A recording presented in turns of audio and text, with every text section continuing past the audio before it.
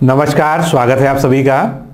समीक्षा अधिकारी, सहायक समीक्षा अधिकारी 2021 की तैयारी का शुभारंभ करते हैं। और जैसा कि मैंने आपसे बताया था कि सबसे पहले हम प्रीवियस ईयर क्वेश्चंस को व्याख्या के साथ में और पूरी प्रामाणिकता के साथ में हल करेंगे। सामान्य हिंदी के जो 6 टॉपिक हैं उनके 5-5 क्वेश्चंस को, यानी एक वीडियो में, एक लेक्चर में हम 30 प्रश्नों को हल करेंगे और उनके चारों ऑप्शंस पे डिस्कशन करेंगे, जिससे आपको प्रीवियस ईयर क्वेश्चंस और उससे जुड़े हुए सभी फैक्ट पता चल जाए। आप जानते हैं कहीं ना कहीं प्रीवियस ईयर क्वेश्चंस कई बार जो है रिपीट करके, उनका फॉर्म चेंज करके आपसे पूछा जाता है। और मैं पहले भी कई बार कह चुका हूं कि अगर आप प्रीवियस ईयर क्वेश्चंस को गलत करते हैं तो ये जो है एक बहुत बड़ी गलती मानी जाती है इस परीक्षा में, क्योंकि पद तो वैसे भी कम होते हैं और कंपटीशन बहुत ज़्यादा होता है। इसलिए सबसे पहले अगर आप हिंदी पढ़ना शुरू कर रहे हैं तो प्रीवियस ईयर क्वेश्चंस पे अपना कमांड कर लीजिए। और प्रीवियस ईयर क्वेश्चंस पे जब आपका कमांड हो जाएगा, आरओ प्री, आरओ मेंस के सभी क्वेश्चंस को आप सॉल्व कर लेंगे। उसके अलावा सीसैट में भी क्वेश्चन पूछे जाते हैं इन टॉपिक से, कुछ और परीक्षाओं में भी पूछे जाते हैं। तो लोक सेवा आयोग की जितनी भी परीक्षाएं हैं उनमें जो previous year questions in 6 topic से पूछे जाते हैं, उन सबको जब आप कवर कर लेंगे उसके बाद ही आपको ये पता चलेगा कि आपने लगभग 50% 60% जो है वर्ड्स को और कोर्स को कंप्लीट कर लिया है। उसके बाद जो है जो आपको मानक पुस्तकें बताई गई हैं, आप उनसे जो है पढ़ाई अपनी स्टार्ट रख सकते हैं। और नए नए शब्द, नए नए शब्दकोश के अनुसार जो है आप जो है नए नए शब्दों को हल कीजिए। तो आज जो हम सीरीज शुरू कर रहे हैं उसमें ये पहला लेक्चर है। आज हम 30 प्रश्नों को पूरी व्याख्या के साथ में हल करने जा रहे हैं।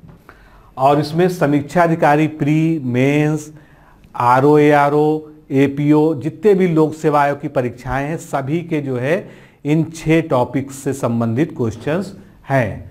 समीक्षा अधिकारी की टेस्ट सीरीज हमने शुरू कर दी है। जल्दी ही प्रयास है कि समीक्षा अधिकारी का वीडियो कोर्स भी आपके लिए शुरू कर दिया जाए। तो जो लोग टेस्ट सीरीज में इंटरेस्टेड हैं, क्योंकि टेस्ट सीरीज हमारी डिस्क्रिप्टिव होती है, आप सभी को पता है, तो आप आरओ एआरओ प्री टेस्ट लिखकर जो है इस नंबर पर जो है व्हाट्सएप के माध्यम से भेज दीजिए। आपको जो है ये डेमो टेस्ट का लिंक भेज दिया जाएगा। पहले आप डेमो देख लीजिए, फिर इसी तरह से आपको सभी सॉल्व पीडीएफ दी जाएगी। इस वीडियो के डिस्क्रिप्शन बॉक्स में और पिन कमेंट में भी ये लिंक दिया हुआ है।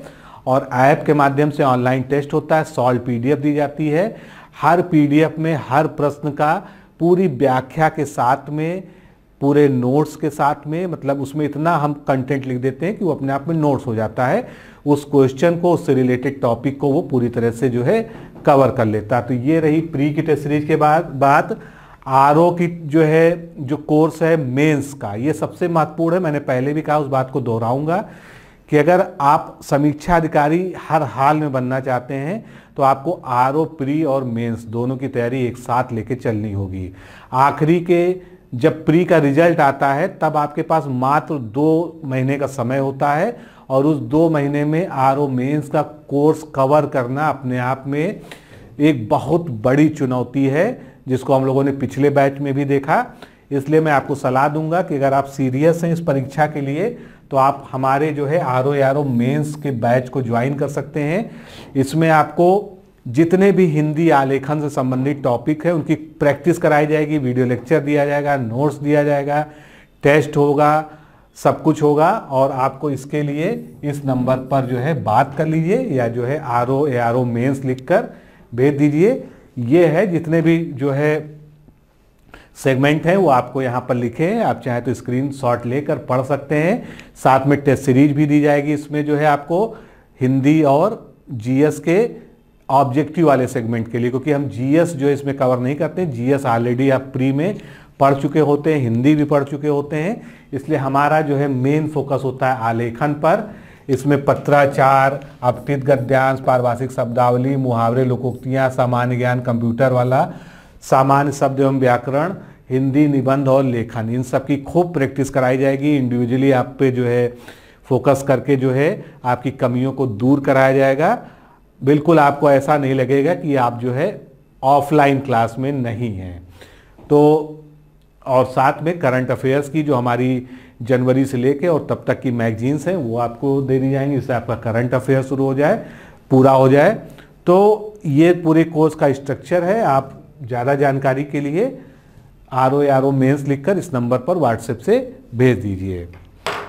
इसके अलावा मैंने आपको बताया था कि समीक्षा अधिकारी प्री और मेंस दोनों के लिए हमारी जो ऑब्जेक्टिव वाला पोर्शन है, हिंदी के 6 टॉपिक हैं और मेंस में वो 5 हो जाते हैं, पर्यायवाची उसमें से हट जाता है, उसको कवर करने का बेस्ट तरीका है हमारी हिंदी की ई बुक PDF, जिसका लिंक जो है यहाँ पर डिस्क्रिप्शन बॉक्स में दिया हुआ है।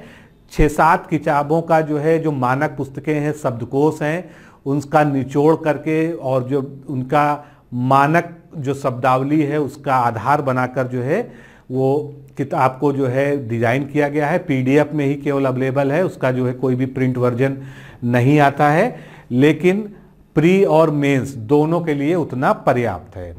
तो चलिए अब आज के टॉपिक पे लौटते हैं, शुरू करते हैं मॉक टेस्ट श्रृंखला को प्रीवियस ईयर क्वेश्चंस के बेस पे। तो चलिए शुरू करते हैं। पहला प्रश्न देखते हैं हम जो है, आभ्यंतर का तद्भव शब्द इसमें से कौन सा है? आभ्यंतर आप जानते हैं, आभ्यंतर शब्द का क्या अर्थ होता है? भीतरी, अंदरूनी। तो आभ्यंतर का जो है एक तद्भव शब्द हमको इसमें से देखना है। 4 विकल्प आपके सामने है, 10 सेकंड का मैं आपको समय देता हूं उत्तर देने के लिए। तो इसमें आपको काफ़ी मिलते जुलते शब्द दिख रहे होंगे। तो आभ्यंतर का जो सही तद्भव शब्द इसमें से क्या होगा? बी ऑप्शन करेक्ट होगा। बाकी शब्दों के बारे में भी जान लेते हैं। बाहर तथा गहरा तद्भव शब्द है, जिनके तत्सम क्या हो जाएंगे? वाह्य, बाहर का वाह्य, और गहरा का गंभीर हो जाएगा। अगला प्रश्न आ गया आपके सामने, करपट। करपट का तद्भव रूप इसमें से क्या है? काफ़ी आसान प्रश्न है। करपट का तद्भव रूप आपको बताना है। तो करपट का तद्भव रूप क्या हो जाएगा? कपड़ा। कपड़ा के लिए ही हम जो है तत्सम शब्द करपट का प्रयोग करते हैं। और कपूर जो शब्द दिया हुआ था, कपूर का जो है तत्सम क्या हो जाता है? कर्पूर हो जाता है। अगला प्रश्न देखेंगे, बच्चा। बच्चा शब्द का तत्सम हमको यहाँ पर बताना है। 4 ऑप्शन है, बच्च, बालक, वत्स या वाल।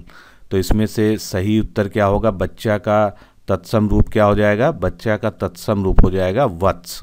सी ऑप्शन जो है यहाँ पर करेक्ट होगा। चलिए अगले प्रश्न पर बढ़ते हैं। इसमें से एक तद्भव शब्द है, यानी 3 तत्सम होंगे, एक ही इसमें से तद्भव शब्द है जिसको आपको छांटना है, वही आपका सही उत्तर होगा। सारे शब्दों पर 1 बाय 1 हम विचार करते हैं। अग्नि, अग्नि कैसा शब्द है? तत्सम शब्द है। पुष्प कैसा है? ये भी तत्सम शब्द है। सलाका भी तत्सम है। तो तद्भव कौन सा हो गया? 14, जो गिनती में आता है 14, वो हमारा तद्भव शब्द हो गया। और इस तद्भव का यानी 14 का जो है तत्सम रूप क्या हो जाएगा? चतुर्दश हो जाएगा। इसके अलावा बाकी तीनों के तद्भव भी हमको जानना जरूरी है। तो अग्नि का क्या होता है? आग होता है। पुष्प क्या क्या होता है? फूल होता है। और सलाका का जो तद्भव शब्द है वो क्या होगा? सलाई हो जाएगा। अगला प्रश्न, निम्नलिखित में से एक तत्सम शब्द कौन सा है? तो इसमें से तत्सम शब्द हमको देखना है। घर तद्भव है, कपूत भी तद्भव है, सूत भी तद्भव है। गोपाल शब्द जो है ये क्या है? एक तत्सम शब्द है। तो इस तरह से ए हमारा इसका सही उत्तर हो जाएगा। गोपाल अगर तत्सम है तो इसका तद्भव क्या होना चाहिए? ग्वाल। कोई भी प्रश्न पढ़िए तो उसके बारे में पूरी जानकारी जरूर रखिए। गोपाल का जो है तद्भव ग्वाल हो जाएगा। घर का क्या हो जाएगा? तत्सम गृह हो जाएगा। कपूत का कुपुत्र हो जाएगा। और सूत का तत्सम शब्द जो है सूत्र हो जाएगा। अगला प्रश्न देखते हैं हम जो है, मीमांसा। मीमांसा का सही पर्यायवाची शब्द क्या है? तो सुनने में बड़ा टफ सा वर्ड है, लेकिन अगर इसका आप सही अर्थ जानते होंगे तो आप इसके सही पर्यायवाची तक भी पहुंच जाएंगे। मीमांसा का जो अर्थ होता है विचार पूर्ण कोई निर्णय करने की क्रिया, उसको हम मीमांसा कहते हैं। तो इसमें से उसके लिए जो है कौन सा समानार्थी सबसे सटीक होगा? स्वरूप, सुविज्ञाता, समालोचन या निष्क्रिय। तो दोस्तों इसका सही उत्तर क्या होगा? समालोचन। सी ऑप्शन जो है इसका करेक्ट होगा। इसके अन्य पर्यायवाची क्या हो सकते हैं? निरीक्षण, विश्लेषण और आलोचना। ये जो है मीमांसा के अन्य समानार्थी शब्द हो सकते हैं। अगला प्रश्न है बिजली। बिजली का पर्यायवाची शब्द इसमें से कौन सा है? बिजली यानी विद्युत, तो बिजली का पर्यायवाची शब्द जो है इसमें से सही कौन सा हो जाएगा? सौदामिनी। बी ऑप्शन आपका करेक्ट होगा। सौदामिनी के कई अन्य पर्यायवाची यानी बिजली के कई अन्य पर्यायवाची हैं जो पूछे भी जाते हैं, उनको देख लेते हैं। धनप्रिया, इंद्रवज्र, सौदामिनी, चपला, चंचला, क्षणप्रभा, बिजुरी, एरावत, घन वल्लभी, दामिनी, विद्युत, तड़ित, ये सभी जो है पूछे भी जा चुके हैं विभिन्न एग्जाम्स में। अगला प्रश्न देखते हैं, निम्नलिखित में से कौन सा शब्द लक्ष्मी का पर्यायवाची नहीं है? इसी तरह से लक्ष्मी, यमुना, सरस्वती, इन सब के पर्यायवाची पूछे जाते हैं और काफ़ी कंफ्यूजिंग होते हैं वो एग्ज़ाम में जो है, तो इनको आपको बहुत स्पष्ट रूप से याद रखना होगा। लक्ष्मी का पर्यायवाची इसमें से कौन सा नहीं है, ये हमको बताना है। तो इसका सही उत्तर होगा डी ऑप्शन। भारती जो है लक्ष्मी का पर्यायवाची ना होके सरस्वती जी का पर्यायवाची होता है।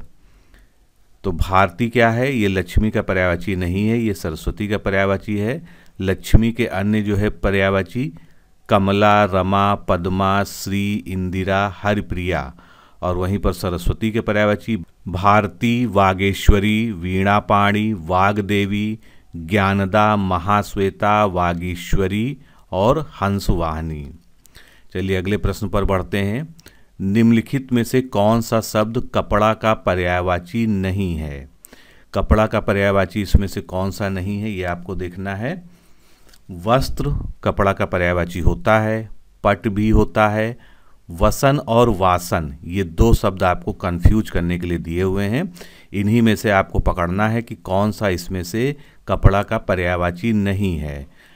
तो इसमें से वसन जो है ये कपड़ा का पर्यायवाची होता है, लेकिन वासन जो है ये कपड़ा का पर्यायवाची नहीं है।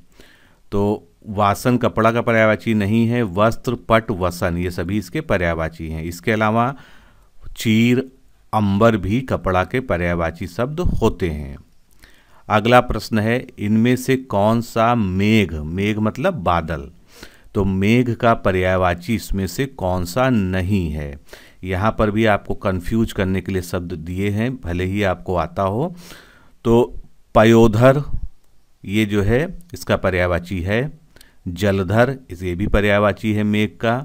वारिधर भी पर्यायवाची है। एक शब्द दिया है दामोदर, इस तरह का कोई शब्द नहीं होता है, अगर होता भी है तो वो शब्द होता है दामोदर।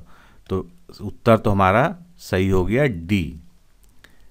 पयोधर, जलधर व वारिधर ये सभी जो है मेघ के पर्यायवाची हैं। अगर हम दामोदर के पर्यायवाची देखें, हालांकि जो है प्रश्न में दामोदर लिखा था जो कि गलत है, इस तरह का कोई शब्द नहीं होता है। तो दामोदर, पीताम्बर, चक्रपाणी, जनार्दन, मुकुंद, गोविंद, कमलकांत, लक्ष्मीपति, उपेंद्र, विष्णु, नारायण, यानी जो है सामान्य तौर पे देखें तो ये सभी जो है विष्णु के पर्यायवाची हैं। अगला प्रश्न, वाक्य एवं वर्तनी अशुद्धि से, यहाँ पर जो है बहुत कन्फ्यूजन क्रिएट की जाती है एग्ज़ाम में। इसमें आपको अच्छे से परीक्षण करना है कि इनमें से कौन सा एक वाक्य शुद्ध है। तो वाक्य शुद्धि में जब भी हम चलते हैं तो सबसे पहले हमको वर्तनी शुद्धि पे ध्यान देना चाहिए। पहला काम है आपका कि चारों वाक्यों में देखिए कि कोई शब्द गलत तो नहीं लिखा है, किसी शब्द की वर्तनी तो अशुद्ध नहीं है। अगर आपने वहाँ से पकड़ लिया तो वो सबसे आसान तरीका है। मिष्टान्न शब्द बिल्कुल ठीक है, उसने मिष्ठान्न खरीदा, बिल्कुल सही है। भोजन बहुत गरिष्ठ था, तो भोजन के लिए गरिष्ठ का प्रयोग नहीं होता है, गरिष्ठ का प्रयोग होता है, तो यहाँ पर ये गलत हो गया। पंत जी को षष्ठी पूर्ति पर रूपांबराकृति भेंट दी गई, ये भी जो है गलत है। आप तो अंतर्ध्यान हो गए, अंतर्ध्यान देखिए यहाँ पर साफ साफ गलत लिखा हुआ है। तो इसमें सही क्या है? सही हमारा जो है पहला ऑप्शन, मैंने पहले ही बता दिया कि ये सही है। अब इसमें थोड़ा सा जान लीजिए, उसने मिष्टान्न खरीदा, ये शुद्ध वाक्य है। शेष विकल्प जो अशुद्ध थे। गरिष्ठ और गरिष्ठ दोनों ही व्याकरण की दृष्टि से तो सही हैं, क्योंकि गरिष्ठ को भी सही माना गया है, गरिष्ठ को भी सही माना गया है जो है कई पुस्तकों में। लेकिन इसमें एक अंतर है कि भोजन के संदर्भ में जब हम बात करते हैं तब गरिष्ठ का प्रयोग यहाँ पर जो है ज़्यादा सही नहीं माना जाता, इसीलिए मैंने बी ऑप्शन को सही नहीं माना है। फिर विकल्प डी में जो अंतर्ध्यान शब्द है वो क्या है, अशुद्ध है। इसका शुद्ध शब्द क्या होता है, अंतर्ध्यान। इस तरह से जो है इसको लिखा जाता है। अगला वाक्य देखते हैं, कौन सा इसमें से शुद्ध है, ये हमको बताना है। चारों वाक्यों में से ध्यान से पढ़िए। मैंने बाजार से सामान खरीदा, उसने बाजार नहीं जाना है, हम तो आपको बता दिए थे, मुझे अपने गुरु के ऊपर श्रद्धा है। तो गुरु के ऊपर ये जो है यहाँ पर प्रयोग गलत है। हम तो आपको बता दिए थे, ये पूरी लैंग्वेज ही यहाँ पर गलत है। उसने बाजार नहीं जाना है, जबकि यहाँ पर क्या आना चाहिए था, उसको बाजार नहीं जाना है। तो इस तरह से ए ऑप्शन हमारा सही है, मैंने बाजार से सामान खरीदा। तो हमारा विकल्प ए सही हो गया, मैंने बाजार से सामान खरीदा। चलिए अगले प्रश्न पर बढ़ते हैं। निम्नलिखित में से कौन सा वाक्य शुद्ध है। अब यहाँ पर थोड़ा सा जो है आपको ध्यान देना होगा कि विद्या शब्द के बारे में ही चारों हैं। विद्या श्रेष्ठ धन होती है, विद्या श्रेष्ठ धन होता है, विद्या श्रेष्ठ यहाँ पर टा का प्रयोग किया गया, धन मानी जाती है। तो यहाँ पर सीधे सीधे तो जो है वर्तनी ही अशुद्ध है। विद्या श्रेष्ठ धन नहीं होती है, ये भी गलत है, क्योंकि विद्या के लिए प्रयोग किया जाता है, धन होता है। विद्या श्रेष्ठ धन होता है, यहाँ पर जो है बी ऑप्शन सही है, बाकी जो है सब गलत हैं। अगला प्रश्न देखेंगे हम जो है, निम्नलिखित में से एक शुद्ध वाक्य कौन सा है। तो यहाँ पर भी सबसे पहले हमको विचार करना चाहिए कि इसमें से स्पेलिंग मिस्टेक हमको यानी वर्तनी की अशुद्धि छांटनी है। अहिल्या शब्द क्या सही लिखा है, नहीं लिखा है, बिल्कुल गलत है। निरपराधी शब्द क्या सही है, गलत है, इसका निरपराध होना चाहिए। संवाद शब्द पे ध्यान दीजिए, संवाद सही लिखा है क्या, गलत लिखा है। तो हमारा सही क्या हो गया, अग्नि प्रज्वलित हो रही है, डी ऑप्शन हमारा यहाँ पर करेक्ट हो गया। अहिल्या की जगह क्या शुद्ध होना चाहिए, अहल्या होना चाहिए। इसी तरह से निरपराधी की जगह क्या सही होना चाहिए, निरपराध सही होना चाहिए। और संवाद का शुद्ध जो है वर्तनी क्या होगी, संवाद, इस तरह से लिखा जाएगा। तो अगर आपकी वर्तनी की तैयारी अच्छी है, वर्तनी पर आपकी पकड़ अच्छी है, तो आप जो है वाक्य वाले प्रश्नों को आसानी से हल कर सकते हैं। चलिए अगला प्रश्न आ गया, यहाँ गन्ने का ताज़ा रस बिकता है, यहाँ ताजे गन्ने का रस बिकता है, यहाँ गन्ने का रस, ताज़ा गन्ने का रस यहाँ बिकता है तीसरा, और ताजी गन्ने का रस यहाँ बिकता है।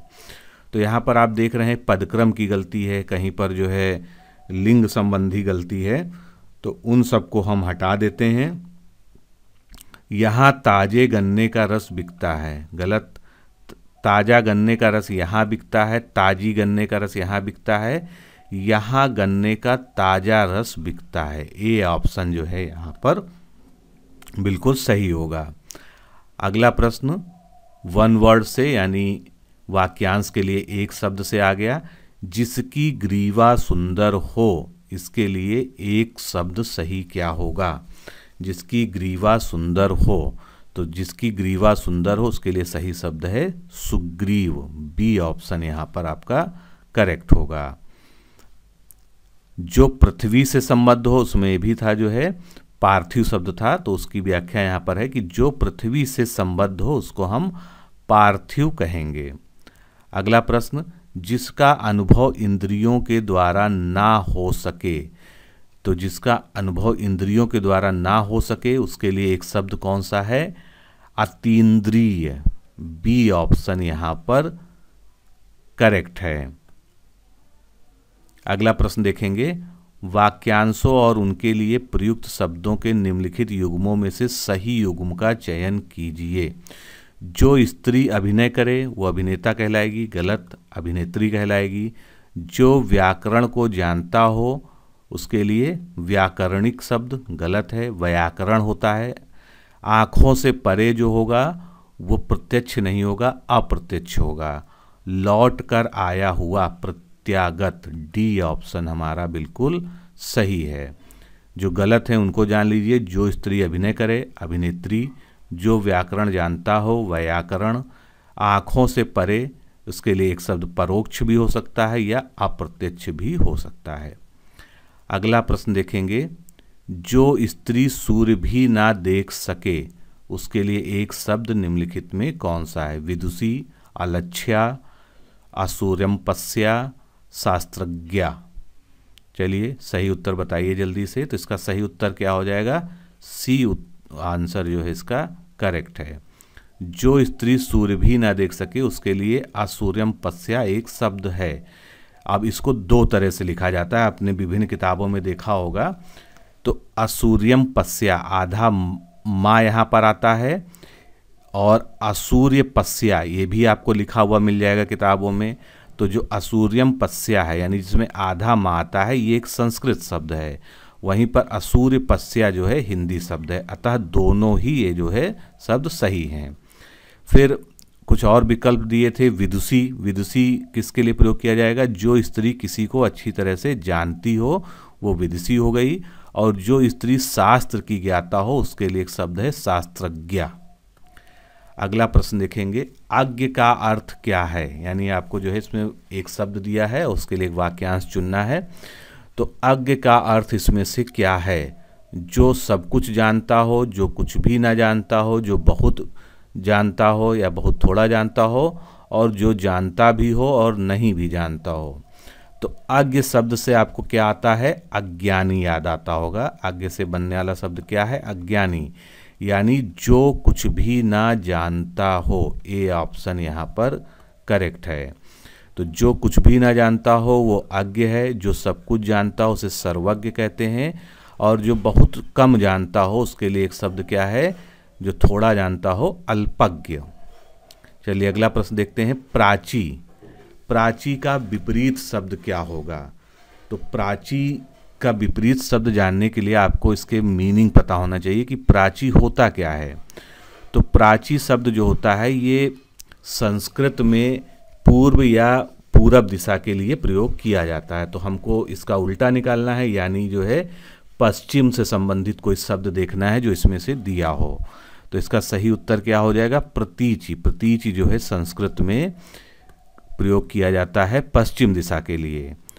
तो प्राची का विपरीतिक शब्द, विपरीतार्थक शब्द प्रतीचि हो जाएगा। पूर्व या पूरब दिशा को संस्कृत में प्राची कहते हैं। और स्पष्ट है प्राची का विलोम पश्चिम दिशा में कोई संस्कृत शब्द होगा, उसके लिए यूज किया गया है प्रतीचि। समष्टि का विलोम शब्द क्या है? समष्टि का विलोम चार ऑप्शन आपके सामने हैं, विशिष्ट, व्यष्टि, अशिष्ट, अपुष्टि। तो इसमें से सही उत्तर क्या हो जाएगा? समष्टि का विलोम हो जाएगा व्यष्टि। बी ऑप्शन जो है इसमें करेक्ट होगा। विशिष्ट का जो है विलोम क्या हो जाएगा? सामान्य। अशिष्ट का जो है शिष्ट हो जाएगा, और अपुष्टि का जो है पुष्टि हो जाएगा। अगले प्रश्न की तरफ बढ़ते हैं। निम्नलिखित में से विलोम शब्दों की दृष्टि से एक युग्म कौन सा गलत है? यानी शब्द और उसके विलोम शब्द दिए गए हैं युग्म बनाकर, तो इसमें से हमको छांटना है कि इसमें से गलत कौन सा है। विधि का निषेध हो जाएगा। आवाहन यानी किसी को बुलाना, ज़्यादातर ईश्वर के लिए प्रयोग करते हैं। विसर्जन, विसर्जित कर देना, उनको अपने से अलग कर देना, ये भी सही है। अमीय मतलब अमृत, हलाहल मतलब विष। तो गलत क्या हो गया? आग्रह विग्रह, ये जो है गलत हो गया। विग्रह का जो है विलोम क्या होना चाहिए? विग्रह का होता है समास, और आग्रह का विलोम जो है क्या होना चाहिए? दुराग्रह होना चाहिए। तो इस तरह से आग्रह विग्रह आपस में विलोम शब्द नहीं है। चलिए अगला प्रश्न देखते हैं, ये भी विलोम से संबंधित है। विलोम शब्द की दृष्टि से निम्नलिखित में से सही युग्म की हमको पहचान करनी, यानी जिसमें शब्द और विलोम के युग्म सही दिए हुए हैं। चार ऑप्शन है आपके सामने, आकीर्ण विकीर्ण, इप्सित अभिप्सित, आदृत निरादृत, दोष और सदोष। तो इसमें से ध्यान से पढ़िए और आपको उत्तर मिल जाएगा। तो इसमें से आकीर्ण का क्या विलोम शब्द विकीर्ण होता है? बिल्कुल नहीं होता है। इप्सित का अभीप्सित नहीं होता है, अनिप्सित होता है। दोष का सदोष नहीं होता है, दोष का जो है विलोम क्या होना चाहिए? गुण होना चाहिए। तो इस तरह से सी ऑप्शन हमारा करेक्ट हो जाएगा। आदृत का निरादृत, तो आदृत का निरादृत हो गया सही। इप्सित का विलोम अनिप्सित होगा जैसा मैंने आपको बताया, और दोष का विलोम क्या होगा, गुण होगा। अगला प्रश्न देखते हैं, आविर्भूत का सही विलोम शब्द क्या है। तो हो सकता है आपको ये पता हो, लेकिन आपको ये भी पता होना चाहिए कि आविर्भूत है क्या, क्योंकि जब तक हमको मीनिंग नहीं पता है किसी शब्द की, और विशेषकर इस तरह के टफ वर्ड्स की, तब तक हम सही विलोम तक नहीं पहुंच सकते हैं। तो आविर्भूत का अर्थ क्या होता है, जो पैदा हुआ हो, या जिसने जन्म लिया हो, या जो सबके सामने हो, या सामने आया हुआ हो। तो इतने सारे जो है सेंस में इसका यूज़ करते हैं। तो आविर्भूत का जो है विलोम शब्द क्या हो जाएगा, सी ऑप्शन, तिरोभूत। सी ऑप्शन इसका जो है बिल्कुल करेक्ट है। बाकी विकल्पों पर विचार करते हैं। अनास्था दिया था तो उसका आस्था हो जाएगा। इसी प्रकार एकता का अनेकता हो जाएगा। अतिवृष्टि का जो है अनावृष्टि हो जाएगा। सतीश चंचल बालक है। इस वाक्य में आपको चंचल शब्द जो है क्या है उसके बारे में बताना है। तो बालक की यहाँ पर विशेषता बताई जा रही कि वो कैसा है, स्वभाव से चंचल है। तो ये एक विशेषण हुआ निश्चित रूप से चंचल शब्द, और ये 4 विशेषण आपके दिए हैं, 4 प्रकार, विधेय विशेषण, गुणवाचक, सार्वनामिक और प्रविशेषण। इनमें से आपको सही उत्तर चुनना है कि किस तरह का ये विशेषण है। तो इसका सही उत्तर क्या होगा दोस्तों, ये उसके गुण धर्म की बात कर रहा है, इसलिए ये गुणवाचक विशेषण हो गया। बी ऑप्शन जो है यहाँ पर करेक्ट है। तो जो विशेषण शब्द किसी व्यक्ति या वस्तु के गुण, दोष, रंग, आकार, अवस्था, स्वभाव, स्थिति, दशा, गंध, स्पर्श, स्वाद आदि का बोध कराए, उसको हम क्या कहते हैं, गुणवाचक विशेषण कहते हैं। यहाँ पर जो चंचल शब्द है ये कैसा है, ये एक गुणवाचक विशेषण ही है। अगला शब्द अभी एक रीसेंट एग्जाम से यानी 2020 के ही में हुए संपन्न एग्जाम से है। मानसिक विशेषण किस मूल शब्द से बना है। अब यहाँ पर थोड़ा सा विवाद है। आयोग ने तो अपनी प्राथमिक उत्तर कुंजी दे दी है, लेकिन अभी जो रिवाइज्ड आंसर की है उसके बारे में ऑब्जेक्शन तो सबमिट हुए हैं, लेकिन उसके बारे में कुछ पता नहीं है। तो मानसिक विशेषण जो है किस मूल शब्द से बना है। तो आयोग का उत्तर क्या है, आयोग का उत्तर इसमें है बी, मानस से जो है मानसिक बना है आयोग के अनुसार। लेकिन यहाँ पर जो है थोड़ा सा कन्फ्यूजन है। कन्फ्यूजन क्यों है, क्योंकि अगर हम हरदेव बाहरी साहब की बुक देखेंगे तो यहाँ पर आप देखेंगे इक प्रत्यय में दिया गया है कि मनस से मानसिक बनता है। मनस में इक प्रत्यय लगता है और बनता है मानसिक। वहीं पर उन्हीं की बुक में जो है आप देखेंगे दूसरी जगह तो लिखा हुआ है मानस से मानसिक बनता है। ये जो है विशेष विशेषण वाले ही चैप्टर में है। तो मनस और मानस आधे सा का जो फर्क है उसके कारण जो है ये प्रश्न थोड़ा सा विवादित हो जाता है। लेकिन फिलहाल हम ये मान के चलते हैं कि ये मानस शब्द से बना हुआ मानसिक शब्द है। आगे जब आयोग की कभी रिवाइज आंसर की आएगी तो इसको देखेंगे। तो फिलहाल जो है बी ऑप्शन को जो है लोक सेवा आयोग ने सही माना है। आगे चलते हैं, चारित्रिक।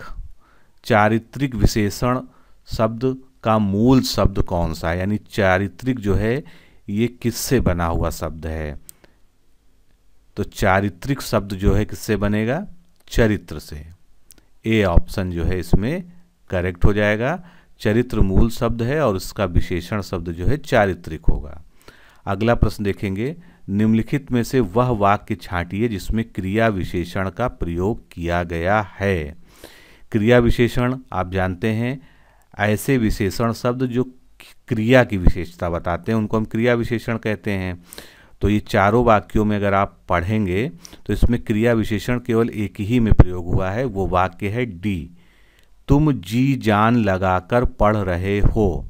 तो यहाँ पर पढ़ने के बारे में कहा गया है कि कैसे पढ़ रहे हो, जी जान लगाकर पढ़ रहे हो, यानी क्रिया की विशेषता बताई गई है। क्रिया यहाँ पर क्या है, पढ़ना, और उसके बारे में बताया गया है कि किस तरह से पढ़ रहे हैं, जी जान के साथ पढ़ रहे हैं, जी जान लगा कर पढ़ रहे हैं। तो यही जो है क्रिया विशेषण है। डी ऑप्शन इसका करेक्ट है। विकल्प जो है बी में काली और काली विशेषण का प्रयोग हुआ है। विशेषण देख लीजिए यहाँ पर, वह काली गाय घास चर रही है। तो यहाँ पर काली हो गया और फल की विशेषता बताई गई है कि वो खट्टा है, तो यहाँ पर जो है खट्टा विशेषण हो गया। अगला प्रश्न देखें हैं, इतिहास शब्द से विशेषण शब्द कौन सा बनेगा। इतिहास क्या है, एक विशेष शब्द है, इससे अगर हमको विशेषण बनाना हो तो क्या बनेगा। अब यहाँ पर आपको वर्तनी की शुद्धि के बारे में भी पता होना चाहिए, तभी आप सही तक पहुँच पाएंगे, क्योंकि ऐतिहासिक और ऐतिहासिक ये दो शब्द हैं जो मिलते जुलते हैं, जो पढ़ने में लगता है कि ये दोनों शब्द जो है इतिहास से मिलकर बने हैं, लेकिन इसमें से वर्तनी की दृष्टि से सर्वथा शुद्ध हो जाएगा ऐतिहासिक। ऐतिहासिक शब्द जो है इतिहास का विशेषण शब्द है। तो दोस्तों इस तरह से आज हमने 30 प्रश्नों को जो प्रीवियस ईयर्स के हैं उनको सॉल्व किया। अगर कहीं पर कोई कन्फ्यूजन होती है तो उसको हम अगले जो है वीडियो में, अगले लेक्चर में सबसे शुरुआत में डिस्कस करेंगे, इसलिए परेशान होने की ज़रूरत नहीं है, क्योंकि कई सारे प्रश्न ऐसे भी हो सकते हैं जिनमें मतांतर होता है आपके सोचने में और आयोग ने जो उत्तर दिया है। तो यहाँ पर जो भी आपको बताया जा रहा है वो आयोग के दिए हुए उत्तर को भी बताया जा रहा है, लेकिन उसका भी जो है परीक्षण करके बताया जा रहा है प्रामाणिकता के साथ में। तो आज के लिए इतना ही, फिर मिलते हैं नेक्स्ट लेक्चर में। नमस्कार, धन्यवाद।